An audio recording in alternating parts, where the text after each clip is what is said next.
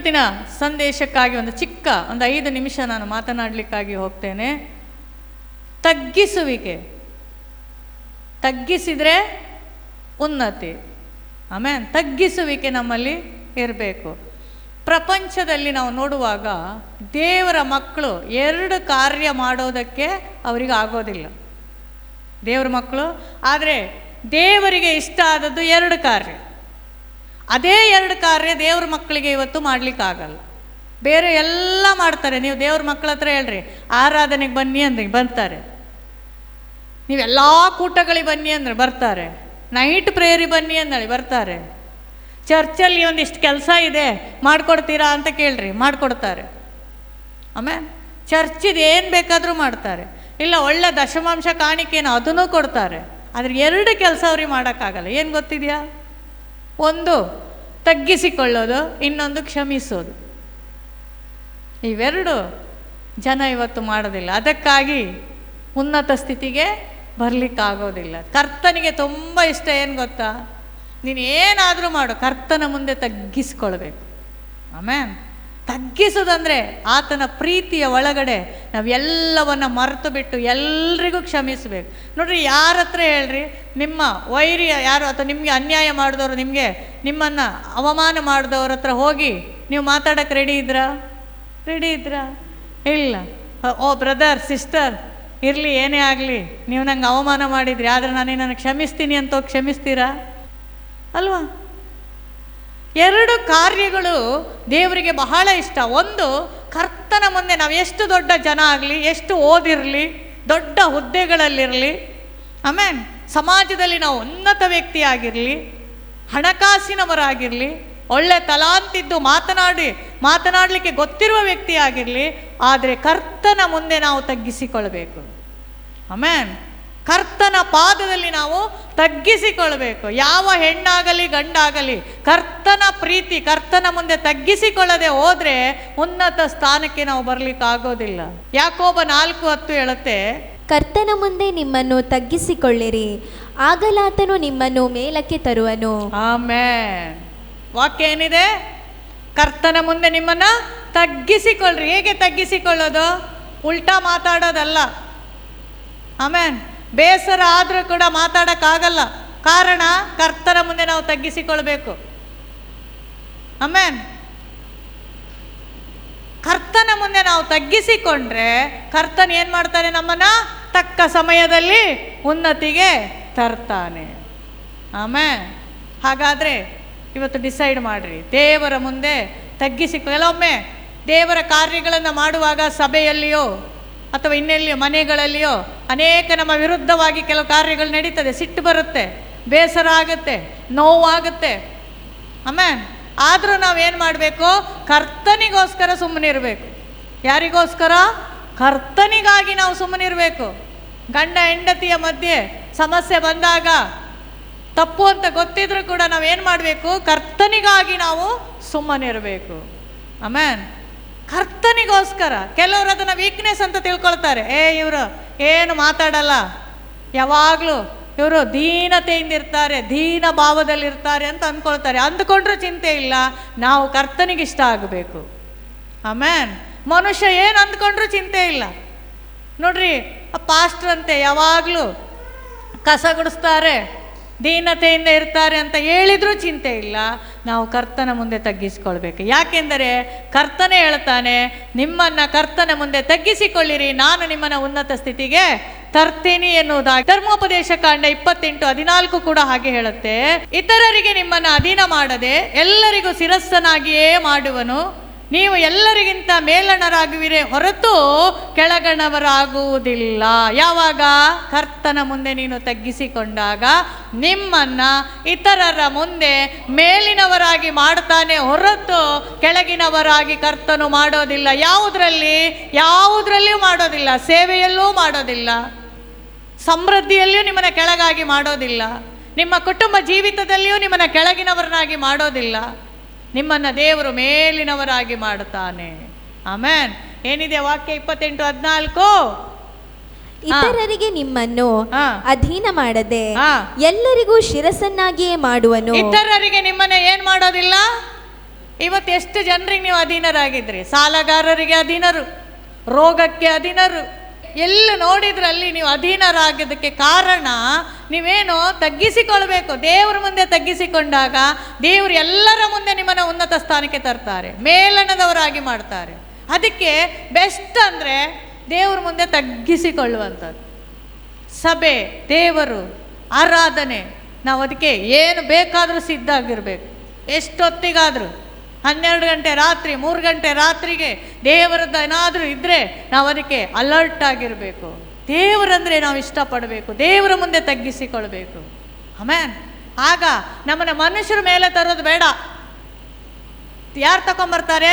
ನಮಗೆ ಬೇಕಾದವರನ್ನು ದೇವರು ಸಿದ್ಧಪಡಿಸ್ತಾರೆ, ನಮಗೆ ಬೇಕಾದ ಮಾರ್ಗಗಳನ್ನು ದೇವರು ತೆರೀತಾರೆ, ನಮಗೆ ಬೇಕಾದ ಸಂಪತ್ತನ್ನು ದೇವರು ಕೊಡ್ತಾನೆ. ಆಮೇನ್. ನಮಗೆ ಬೇಕಾದದ್ದು ಎಲ್ಲವನ್ನ, ಆರೋಗ್ಯವನ್ನು ದೇವರು ಕೊಡ್ತಾನೆ. ಯಾವಾಗ? ಕರ್ತನ ಮುಂದೆ ನೀನು ತಗ್ಗಿಸ್ಕೊಳ್ಬೇಕು. ಆಮೇನ್. ಅನೇಕ ಉದಾಹರಣೆಗಳನ್ನು ನಾವು ನೋಡ್ತೀವಿ. ಕೀರ್ತನೆ 18:27, ದೀನರನ್ನು ಉದ್ಧರಿಸುವವನು, ದೀನರಾಗಿ ತಗ್ಗಿಸಿಕೊಂಡ್ರೆ ಆತನು ಉದ್ಧರಿಸ್ತಾನೆ. ಹಮ್ಮಿನ ಕಣ್ಣುಳ್ಳವರನ್ನು ತಗ್ಗಿಸಿ ಬಿಡುವವನು ನೀನಲ್ಲವೋ? ನಿಂದು ಎಷ್ಟೇ ಹಮ್ಮಿನ ಕಣ್ಣಿದ್ರೆ, ಐ ಆಮ್ ಸಮಥಿಂಗ್ ಅಂತ ಬಂದ್ರೆ ದೇವರು ನಥಿಂಗ್ ಆಗಿ ಮಾಡ್ತಾನೆ. ಆಮೇನ್. ನನ್ನ ಹತ್ರ ಸ್ವಲ್ಪ ಹಣ ಇದೆ, ಐ ಆಮ್ ಸಮಥಿಂಗ್ ಅಂದರೆ ದೇವ್ರಿಗೆ ಕುಗ್ಗಿಸ್ಲಿಕ್ಕೆ ಗೊತ್ತಿದೆ. ನನ್ನ ಹತ್ರ ಒಂದು ಒಳ್ಳೆ ಜಾಬ್ ಇದೆ, ನಾನು ಹೇಳಿದ್ದೆಲ್ಲ ನಡೀತದೆ, ನನ್ನ ಮನೇಲಿ ನಂದೇ ಅಧಿಕಾರ ಅಂತ ಹೇಳಿದರೆ ತಗ್ಗಿಸ್ಲಿಕ್ಕೆ ದೇವ್ರಿಗೆ ಗೊತ್ತಿದೆ. ಆಮೇನ್. ತಂದೆ ತಾಯಿಗೆ ಮೋಸ ಮಾಡಿ ವಿರುದ್ಧವಾಗಿ ನೀನು ನಡ್ಕೊಂಡು ಏನೆಲ್ಲ ಮಾಡಿದ್ರು ಅಲ್ಲಿಯೂ ತಗ್ಗಿಸಲ್ಪಡ್ತೀನಿ. ನೀನೇನು ಯೋಚನೆ ಮಾಡಿದ್ರು ದೇವರು ತಗ್ಗಿಸ್ತಾನೆ. ಅದಕ್ಕಿಂತ ದೇವ್ರ ಮುಂದೆ ತಗ್ಗಿಸಿಕೊಂಡಿದ್ರೆ ದೇವರು ಎಲ್ಲರ ಮುಂದೆ ನಿನ್ನನ್ನು ಉನ್ನತ ಸ್ಥಾನಕ್ಕೆ ತರ್ತಾನೆ.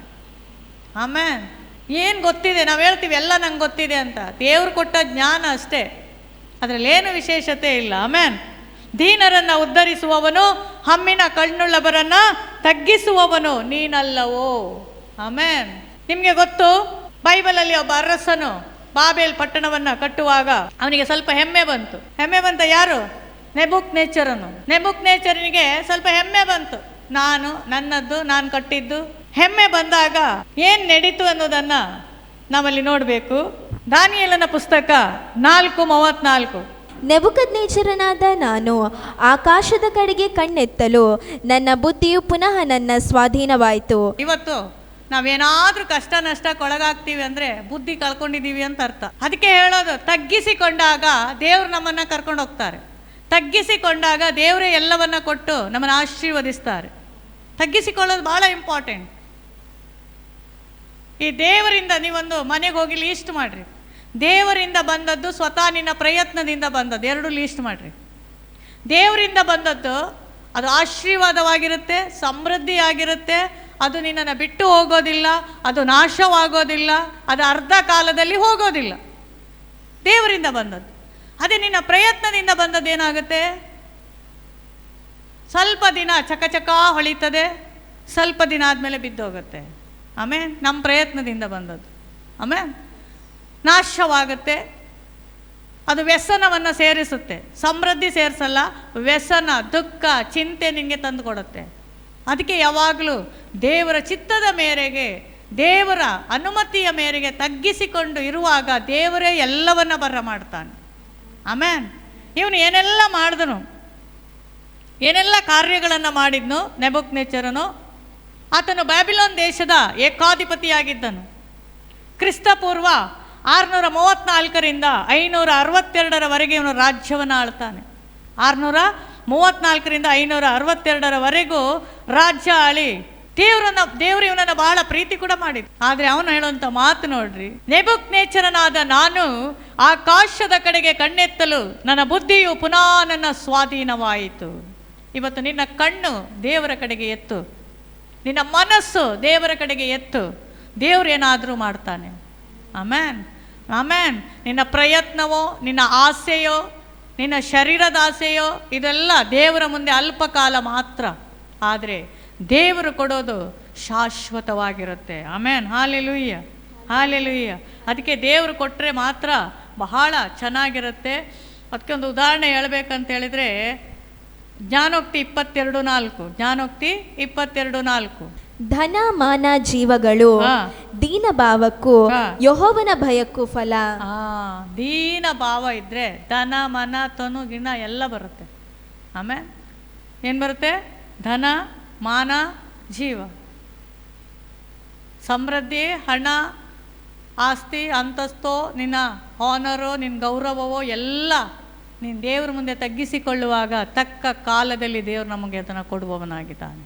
ಆಮೇನ್ ಆಮೇನ್.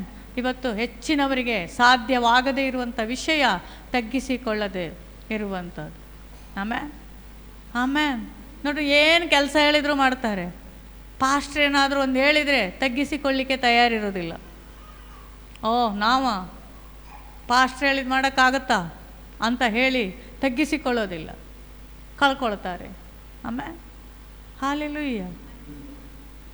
ತಗ್ಗಿಸಿಕೊಂಡು, ಯಾಕೆಂದರೆ ಯಾವಾಗ ನಾವು ತಗ್ಗಿಸಿಕೊಳ್ತೀವಿ ಅಂತ ಹೇಳಿದರೆ ನಮ್ಮ ಪ್ರತಿಫಲ ನಾವು ಮನುಷ್ಯರಿಂದ ಅಪೇಕ್ಷಿಸಿದರೆ ತಗ್ಗಿಸಿಕೊಳ್ಳೋಕ್ಕಾಗಲ್ಲ. ನಮ್ಮ ಪ್ರತಿಫಲ ಯಾರಿಂದ ಅಪೇಕ್ಷೆ ಪಡಬೇಕು? ದೇವರಿಂದ ನಾವು ಅಪೇಕ್ಷೆ ಪಡಬೇಕು. ಆಮೇನ್ ಆಮೇನ್. ನಮ್ಮ ಪ್ರತಿಫಲ ದೇವರಿಂದ ನಾವು ಅಪೇಕ್ಷೆ ಪಡೋದಾದರೆ ನಾವು ತಗ್ಗಿಸಿಕೊಳ್ಳಿಕ್ಕೆ ಕಾರಣರಾಗ್ತೀವಿ. ಆಮೇಲೆ ನಾವು ಮನುಷ್ಯರಿಂದ ನಿರೀಕ್ಷೆ ಮಾಡಬಾರ್ದು. ಸೇವಕರು ಇನ್ಯಾರೋ ನಮ್ಮನ್ನು ಮಾಡ್ತಾರಲ್ಲ, ದೇವರು ನಮ್ಮನ್ನು ಮಾಡಿಯೇ ಮಾಡ್ತಾರೆ. ದೇವರ ಮುಂದೆ ತಗ್ಗಿಸಿಕೊಂಡಾಗ ದೇವರು ನಮ್ಮನ್ನು ಉನ್ನತ ಸ್ಥಾನಕ್ಕೆ ಕರೆತರ್ತಾರೆ. ಆಮೇನ್. Hallelujah hallelujah. ಅನೇಕ ವಿಷಯಗಳು ಇದರಲ್ಲಿ ಇರೋದ್ರಿಂದ ಕೀರ್ತನೆ 147:6 ಇದೊಂದು ವಾಕ್ಯವನ್ನು ಓದಿ ನಾವು ಪ್ರಾರ್ಥನೆ ಮಾಡೋಣ. ಕೀರ್ತನೆ 147:6. ಯೆಹೋವನು ದೀನರಿಗೆ ಆಧಾರವಾಗಿದ್ದಾನೆ. ಯಾರಿಗೆ ಆಧಾರ? ಅಲ್ಲೇನಾದರೂ ಬರ್ದೈತಾ? ಯೆಹೋವನು ಜ್ಞಾನವಂತರಿಗೆ ಆಧಾರ, ಯೆಹೋವನು ಶ್ರೀಮಂತರಿಗೆ ಆಧಾರ ಅಂತ ಬರೆಯಲ್ಪಟ್ಟಿದೆಯಾ? ಇಲ್ಲ. ಏನು ವಾಕ್ಯ ಹೇಳ್ತಾ ಇದೆ? ಯೆಹೋವನು ದೀನರಿಗೆ ಆಧಾರವಾಗಿದ್ದಾನೆ. ಯೆಹೋವನು ದೀನರಿಗೆ ಆಧಾರವಾಗಿದ್ದಾನೆ, ದುಷ್ಟರನ್ನು ನೆಲಕ್ಕೆ ಹತ್ತಿಸಿ ಬಿಡುತ್ತಾನೆ. ಗೊತ್ತಾಯ್ತಾ? ನಮ್ದು ಅಹಂಕಾರ, ಸಿಟ್ಟು, ದ್ವೇಷ, ಅಸೂಹೆ ಇದೆಲ್ಲ ಇದ್ದರೆ ಸ್ವಲ್ಪ ಕಾಲ ನಾವು ಕೂತ್ಕೊಂಡಿರ್ಬೇಕಾಗತ್ತೆ, ಮೇಲಕ್ಕೆ ಬರೋಕ್ಕಾಗಲ್ಲ. ಯಾವಾಗ ನಾವು ಕರ್ತನೇ ಅಂತ ಆತನ ಪಾದದಲ್ಲಿ ಬಿದ್ದು ಆತನಿಗಾಗಿ ನಾವು ಎದ್ದು ನಿಲ್ಲುವಾಗ, ಆತನಿಗಾಗಿ ನಾವು ತಗ್ಗಿಸಿಕೊಳ್ಳುವಾಗ, ನೋಡ್ರಿ, ಕೆಲವರೊಂದು ಮಾತಾಡ್ತಾರೆ, ಕೆಲವರು ನಮ್ಗೆ ಮೋಸ ಮಾಡ್ತಾರೆ. ನಾವು ಅದಕ್ಕೆ ಪ್ರತಿ ಮೋಸ ಮಾಡಲಿಕ್ಕೆ ಹೋಗೋದಿಲ್ಲ. ಯಾಕೆ ಅಂದರೆ ಕರ್ತನ ಮುಂದೆ ಅದನ್ನು ಹೇಳಿ ತಗ್ಗಿಸಿಕೊಳ್ಳುವಾಗ ಮೊಯ್ಗೆ ಮೊಯ್ ತೀರಿಸುವವನು ಕರ್ತನು ಎಂದು ನೀನು ನಂಬುವಾಗ ದೊಡ್ಡ ಕಾರ್ಯಗಳು ಸಂಭವಿಸುತ್ತೆ. ಆಮೇನ್. ನಾವೇ ಮೈ ತೀರಿಸ್ಲಿಕ್ಕೆ ಹೋದರೆ ಕರ್ತನು ನಮ್ಮನ್ನೇ ಕೆಳಗಾಕಿ ಬಿಡ್ತಾನೆ. ಅದು ಕೆಲಸ ನಂದು. ಆಮೇನ್. ಹಾಗಾಗಿ ಕರ್ತನ ಮುಂದೆ ನಾವೇನಾಗಬೇಕು? ದೀನರಾಗಿದ್ದುಕೊಂಡು ಕರ್ತನ ಕೈಯನ್ನೇ ಅಪೇಕ್ಷೆ ಪಡುತ್ತಾ ಆತನ ಮೇಲೆ ಭರವಸೆ ಇಡುವಾಗ ಕರ್ತನು ನಮ್ಮನ್ನು ಏನು ಮಾಡ್ತಾನೆ? ಆಧಾರವಾಗಿ ನಮ್ಮನ್ನು ಆತನ ಮೇಲೆ ಕೆತ್ತುವವನಾಗಿದ್ದಾನೆ. ಇನ್ನೊಮ್ಮೆ ಓದ್ರಿ, ಆ ವಾಕ್ಯ ಬಹಳ ಚೆನ್ನಾಗಿದೆ. ಕರ್ತನು ಯೆಹೋವನು ದೀನರಿಗೆ ಆಧಾರವಾಗಿದ್ದಾನೆ, ದೀನರಿಗೆ ಆಧಾರವಾಗಿದ್ದಾನೆ, ದುಷ್ಟರನ್ನು ನೆಲಕ್ಕೆ ಹತ್ತಿಸಿ ಬಿಡುತ್ತಾನೆ. ದುಷ್ಟರನ್ನ ನೋಡಿ ನೀವು ಕಿಡಿಗೊಳ್ಬೇಡ್ರಿ. ದೇವ್ರು ಏನು ಮಾಡ್ತಾರೆ? ನೆಲಕ್ಕೆ ಹತ್ತಿಸಿ ಬಿಡುತ್ತಾನೆ. ಆಮೇನ್. ಮೋಸ ಮಾಡಿದವರನ್ನು ನೋಡಿ ನೀವು ಉರಿಗೊಳ್ಬೇಡ್ರಿ, ದೇವರವರಿಗೆ ಮೈ ತೀರಿಸೋನಾಗಿದ್ದಾನೆ. ಅವಮಾನ ಪಡಿಸಿದವರನ್ನು ನೋಡಿ ನೀವು ಉರಿಗೊಳ್ಬೇಡ್ರಿ, ಕರ್ತನ ಕೈಯಲ್ಲಿ ಕೊಡ್ರಿ. ಕರ್ತನು ಎಲ್ಲ ಮಾಡ್ತಾನೆ. ನಿನಗೆ ಅನ್ಯಾಯ ಮಾಡಿದವರು, ಮೋಸ ಮಾಡಿದವರು, ಅವಮಾನ ಮಾಡಿದವರು, ನಿನ್ನ ಕುರಿತಾಗಿ ಕೆಟ್ಟ ಕೆಟ್ಟ ಮಾತುಗಳನ್ನು ಹೇಳಿದವರು, ಅವರ ಕುರಿತಾಗಿ ಕರ್ತನ ಕೈಯಲ್ಲಿ ಅವರನ್ನು ಕೊಡ್ರಿ. ಆಮೇಲೆ ಯಾರ ಕೈಯಲ್ಲಿ ಕೊಡಬೇಕು? ಕೆಲವೊಮ್ಮೆ ನಾವೇ ಹೋಗಿ ಯುದ್ಧ ಮಾಡ್ತೀವಿ, ಕೆಲವೊಮ್ಮೆ ನಾವೇ ಹೋಗಿ ಮೈ ತೀರಿಸ್ಲಿಕ್ಕೆ ಹೋಗ್ತೀವಿ, ಕೆಲವೊಮ್ಮೆ ನಾವೇ ಅವರಿಗೆ ವಿರುದ್ಧ ಮಾತಾಡ್ತೀವಿ. ತಪ್ಪು. ಕರ್ತನು ಮಾಡಿದರೆ ಪರ್ಮನೆಂಟ್ ಮಾಡ್ತಾನೆ, ನಾವೆಲ್ಲ ಮಾಡೋದು ಟೆಂಪ್ರವರಿ. ಆಮೇನ್. ಅರ್ಥ ಆಯ್ತಾ ಹೇಳಿದ್ದು? ನಾವು ಮಾಡೋದು ಯಾವುದು? ಟೆಂಪ್ರವರಿ. ಕರ್ತನು ಮಾಡಿದರೆ ಪರ್ಮನೆಂಟ್ ಮಾಡಿಬಿಡ್ತಾನೆ. S S. ಡಾಕ್ಟ್ರ್ ಕೆಲವೊಮ್ಮೆ ಮಾಡೋದು ಟೆಂಪ್ರವರಿ, ದೇವ್ರು ಟಚ್ ಮಾಡಿದರೆ permanent healing. Yes or no? ಹಾಗಾದರೆ ಎದ್ದು ನಿಂತು ಕರ್ತನಲ್ಲಿ ಪ್ರಾರ್ಥನೆ ಮಾಡೋಣ. ದೀನ ಸ್ವಭಾವವನ್ನು, ಕರ್ತನೆ ತಗ್ಗಿಸಿಕೊಳ್ಳುವ ಸ್ವಭಾವವನ್ನು ಈ ಮಧ್ಯಾಹ್ನದ ವೇಳೆಯಲ್ಲಿ ದೇವರೇ ನನಗೆ ಅನುಗ್ರಹಿಸು. ನನ್ನ ಎಲ್ಲ ಒಳಗಡೆ ಇರುವಂಥ ಅಹಂಭಾವ, ಅಹಂಕಾರ, ಕರ್ತನೆ ಏನಾದರೂ ನನ್ನಲ್ಲಿ ಇರುವುದಾದರೆ ಈ ಸಂದೇಶ ಕೇಳುವಾಗಲೇ ಕರ್ತನೆ ಅದನ್ನು ಬಿಟ್ಟು ಬಿಡೋದಕ್ಕೆ ಸಹಾಯ ಮಾಡಪ್ಪ. ದೇವರೇ, ನಾನು ನನ್ನದು ಎನ್ನುವುದು ಏನಿಲ್ಲ ಸ್ವಾಮಿ. ಕರ್ತನೆ, ನೀನಲ್ಲದೆ ನನಗೆ ಮತ್ತೊಂದು ಆಶ್ರಯ ಇಲ್ಲ. ಈಗೋ ನಿನ್ನ ಮುಂದೆ ನಾನು ದೀನಳಾಗಿ ಬೇಡಿಕೊಳ್ಳುತ್ತೇನಪ್ಪ. Thank you holy spirit, thank you holy spirit, thank you holy spirit. Hallelujah, hallelujah. ನಮ್ಮನ್ನು ಬಹಳವಾಗಿ ಪ್ರೀತಿ ಮಾಡುವ ನಮ್ಮ ಪರಲೋಕದ ತಂದೆಯಾದ ದೇವರೇ, ಕರ್ತನೆ, ನಿನ್ನ ಮಕ್ಕಳಿಗಾಗಿ ನಾವು ಪ್ರಾರ್ಥನೆ ಮಾಡುತ್ತೇವೆ ರಾಜ. ಕರ್ತನೆ, ಅನೇಕ ಜನರು ಕರ್ತನೆ ಇವತ್ತಿಗೂ ಕೂಡ ದೇವರೇ ಅಪ್ಪ ವೇದನೆ, ಕಷ್ಟ, ಚಿಂತೆ, ದುಃಖ, ಅವಮಾನಗಳಲ್ಲಿದ್ದಾರಪ್ಪ. ಅನೇಕರು ಕರ್ತನೆ ದೇವರೇ ನಿನ್ನ ಕೈಗಳನ್ನು ಅವರು ನಿರೀಕ್ಷೆ ಮಾಡ್ತಾ ಇದ್ದಾರೆ. ನೀವು ಹೇಳಿದ್ರಲ್ಲ, ದೀನರಿಗಾದರೂ ನಾನು ಆಧಾರನಾಗಿದ್ದೇನೆ ಎನ್ನುವುದಾಗಿ. ಕರ್ತನೆ, ಈ ಜನರು ನಿನ್ನ ಮುಂದೆ ತಗ್ಗಿಸಿಕೊಂಡು ಪ್ರಾರ್ಥಿಸುವಾಗ ನಿನ್ನ ಎಲ್ಲ ಕರ್ತನೆ ಆಶೀರ್ವಾದದ ಕರಗಳು ಇವರ ಮೇಲೆ ಬರಲಿ. ಇವರ ಪಾಪಗಳು ಕ್ಷಮಿಸಲ್ಪಡಲಿ ರಾಜ. ದೇವಾ, ನೀನು ತಾನೇ ಅದ್ಭುತ ಮಾಡು ಇವರಲ್ಲಿ. ಯೇಸು ಕ್ರಿಸ್ತನ ನಾಮದಲ್ಲಿ ಇವರ ಎಲ್ಲ ದೋಷಗಳು ನೀಗಲ್ಪಡಲಿ ರಾಜ. ಕರ್ತನೆ, ಯೇಸು ಕ್ರಿಸ್ತನ ನಾಮದಲ್ಲಿ ದೇವರೇ ಇವರ ಬಾಯಲ್ಲಿ ಯಾವಾಗಲೂ ಪಾಸಿಟಿವ್ ಮಾತುಗಳು ಕರ್ತನೆ ಉಂಟಾಗಲಿ. ಇವರಿಗೆ ವಿರುದ್ಧವಾಗಿ ಹೋರಾಟ ಮಾಡುವ ಇಹಲೋಕಾಧಿಪತಿಯ ಎಲ್ಲ ಶಕ್ತಿಗಳು ಮುರಿದು ಹೋಗಲಿ ದೇವರೇ. ದೊಡ್ಡ ಕಾರ್ಯ ಮಾಡು, ತಗ್ಗಿಸಿಕೊಳ್ಳಲಿ ರಾಜ. ಯೇಸು ಕ್ರಿಸ್ತನ ನಾಮದಲ್ಲಿ ತಂದೆಯೇ. ಗಟ್ಟಿಯಾಗಿ ಹೇಳ್ರಿ ಒಂದು ಆಮೇನು. ಹಾಲೆಲೂಯ್ಯ.